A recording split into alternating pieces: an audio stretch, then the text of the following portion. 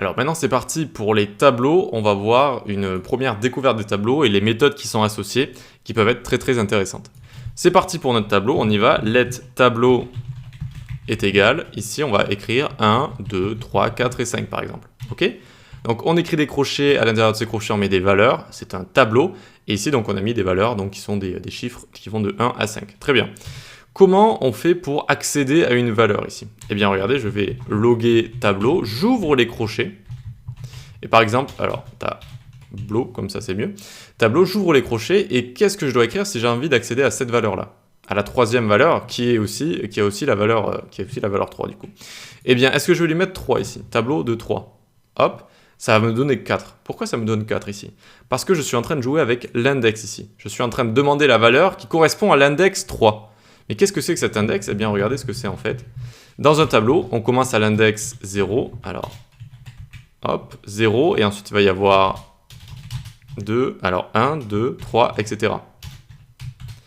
Donc, l'index est différent de la position. L'index d'un tableau commence à 0. Donc, l'index 0 vaut 1. L'index 1 vaut 2 ici, etc. J'ai fait exprès d'écrire des chiffres pour encore plus vous embrouiller parce que, en général, au début, ça embrouille pas mal ce genre de choses. Il faut bien comprendre que ici, on peut aller sélectionner des éléments d'un tableau grâce à son index et que l'index d'un tableau commence à 0. La première valeur d'un tableau est à l'index 0, puis 1, 2, 3, 4, etc.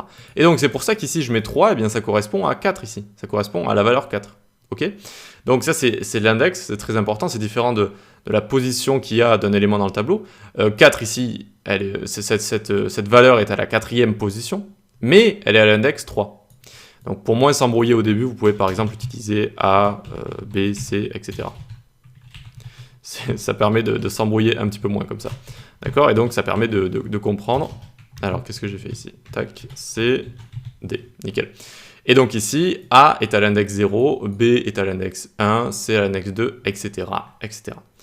Comment on fait maintenant pour voir la longueur d'un tableau? Parce qu'en fait, c'est ça qui est intéressant avec les tableaux, c'est qu'il y a plein de propriétés, de méthodes qui leur sont liées et qui permettent de bien les utiliser, de retirer des éléments, d'en rajouter, de copier un tableau, de couper une partie d'un tableau, etc., etc.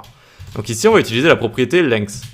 Point length, comme ça, et regardez ce que ça donne, la longueur du tableau. Il y a 4 éléments dedans, donc c'est 4 la longueur du tableau, ok? Et donc, ici, on peut avoir par exemple length moins 1, hop, ça va nous donner 3. Et alors, pourquoi ça peut être utile, vous allez me dire? Quand on a des tableaux qui sont extrêmement longs, par exemple, et qu'on a envie d'avoir la dernière valeur, eh bien, à l'œil nu, on ne peut pas compter le nombre d'index. S'il y en a 200, 300 ou 4492, on ne va pas s'embêter à tous les compter. Donc ici, on peut faire par exemple tableau de tableau.length moins 1. Hop. Et donc ici, ça va obligatoirement nous retourner le dernier élément du tableau, vu que la longueur totale du tableau ici c'est 4, moins 1 ça fait 3, et on sait que l'index commence à 0, donc index de 3 c'est tout le temps le dernier élément ici. Donc ça fait partie des petites techniques qui existent, et notamment ici pour récupérer le dernier élément d'un tableau. Et ensuite si vous voulez l'avant-dernier, ben, moins 2, moins 3, etc., etc. Ok? Allez, on passe à la suite pour découvrir des méthodes géniales qui sont liées au tableau.